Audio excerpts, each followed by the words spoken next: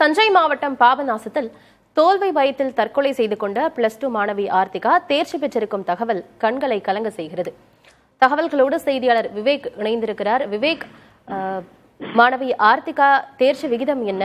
இப்போ அங்க இருக்கக்கூடிய சூழல் என்ன? அதாவது ஆனந்தி, தஞ்சாவூர் மாவட்டம் பாபநாசம் படுகை புது தெருவை சேர்ந்தவர் புண்ணியமூர்த்தி. இவருடைய இரண்டாவது மகள் தான் ஆர்த்திகா. இவர் பாபநாசத்தில் உள்ள அரசு பெண் மேல்நிலைப் பள்ளியில் 12ஆம் வகுப்பு படித்துள்ளார். சமீபத்தில் தான் இவர் +2 தேர்வு எழுதி முடித்துள்ளார். இந்த நிலையில் வீட்டில் தொடர்ந்து தேர்வு எழுதி முடித்ததிலிருந்து தேர்ச்சி அடைவேனா தேர்ச்சி அடைய மாட்டேனா என்ற ஒரு பயம் அவருடைய தங்கைகளுக்கும் பெற்றோர்களும் சொல்லி புலம்பிக் கொண்டே இருந்துள்ளார். இந்த சூழ்நிலையில் தான் நேற்று அவர் தற்கொலை செய்து கொண்டுள்ளார். தனது வீட்டின் பின்புறம் உள்ள மாட்டுக்கொட்டைகளில் துப்பட்டாவால் தற்கொலை செய்து கொண்டுள்ளார். இன்று காலை, அதாவது இந்த தேர்வு முடிவு இன்று வெளியாகியுள்ள நிலையில் அவர் அனைத்து பாடங்களிலும் தேர்ச்சி அடைந்துள்ளார். மொத்த மதிப்பெண்கள் 413 மதிப்பெண்கள் எடுத்துள்ளார். குறிப்பாக விலங்கியல் பாடத்தில் அதிக மதிப்பெண்கள் 80 மதிப்பெண்கள் எடுத்துள்ளார்.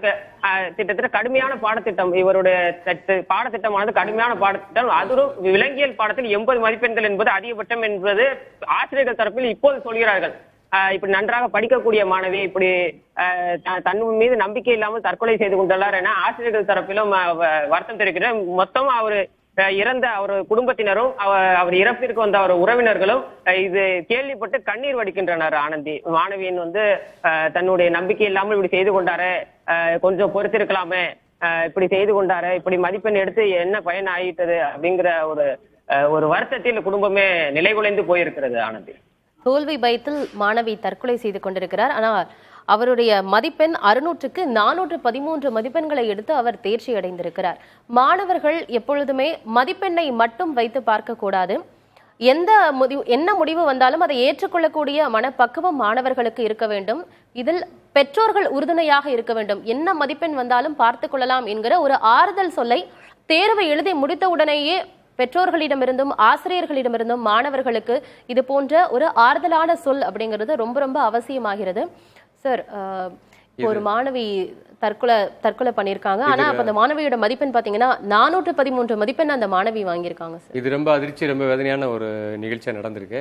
நம்ம ரிசல்ட் வந்த பிறகு இந்த மாதிரி 1-2 நடக்காமல் இருக்கிறதுக்காக தான் இது மாதிரிலாம் நடத்துகிறோம். நிறைய பேர் முயற்சி பண்ணுறோம், கவுன்சிலிங் பண்ணுறாங்க பள்ளிகளில். ஆனால் நடக்கிறது ரிசல்ட் வரதுக்கு முன்னாடி நடக்கிறதுங்கிறது ரொம்ப அதிர்ச்சியான செய்தியாக இருக்குது.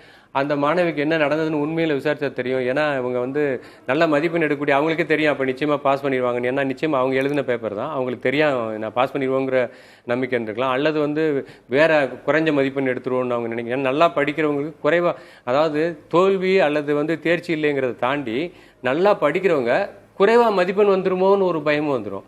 அப்போ அவங்களுக்கு அவங்க இந்த ரிசல்ட்டுக்கு பரீட்சை எழுதுனதுலேருந்து அவங்களை கொஞ்சம் கண்காணித்து அவங்களோட பேசியிருக்கணும். அல்லது அவங்க அந்த மாணவியோட தோழிகள் அல்லது அந்த ஃப்ரெண்ட்ஸ் சர்க்கிளில் அல்லது பேர் குரூப்பில் கூட நிறைய பேசியிருக்கலாம்.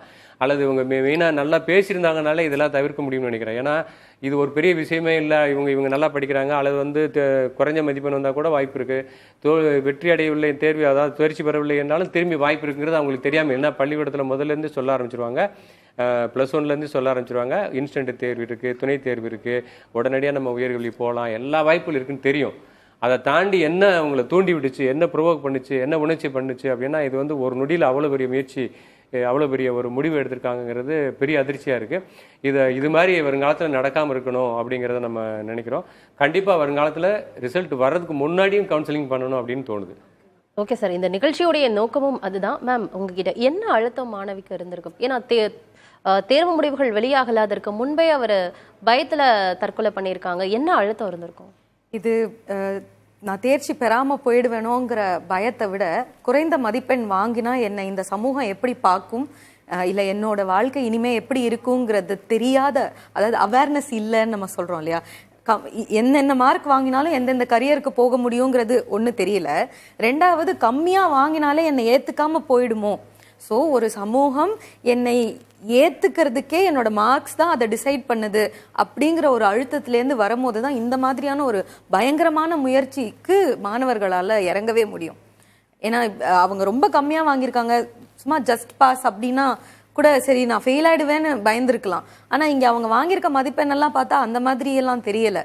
அப்ப அவங்களுக்கு இருந்திருக்கக்கூடிய அழுத்தம் வந்து அந்த என்னை ஏத்துக்க மாட்டாங்க இல்ல என்னை ஜட்ஜ் பண்ணிடும் இந்த சொசைட்டி அப்படிங்கிற ஒரு பயங்கரமான மன பயத்திலையும் அழுத்தத்திலையும் செஞ்சுக்கிட்டா போலதான் அதிகமா கற்பனை பண்ணிக்கிறது. அதாவது ஏதாவது ஒரு விஷயத்தோட இணைத்து பெரிய அளவுல கற்பனை பண்ணிக்கிட்டே வருவாங்க. அது தொடர்ந்து கற்பனை பண்ணும் பொழுது ஓ நமக்கு இதாயிடுமோ அதாயிடுமோ, இதனால அது கிடைக்காம போயிருமோ, ஏதாவது ஒருவேளை அவங்க ஏதாவது ஒரு எய்ம் வச்சுட்டு இருக்கலாம், அது கிடைக்காம போயிருமோங்கிற பயத்தை தாண்டி கற்பனை, அதை தொடர்ந்து கற்பனை பண்ணிடுவாங்க. நிறைய கூட பேசுறதுக்கு ஆள் இல்லைங்கிற பட்சத்துல ரொம்ப குறைவா மதிப்பெண் எடுக்கிறவங்க நிறைய பேர் ரொம்ப ஜாலியா ஓடுவாங்க.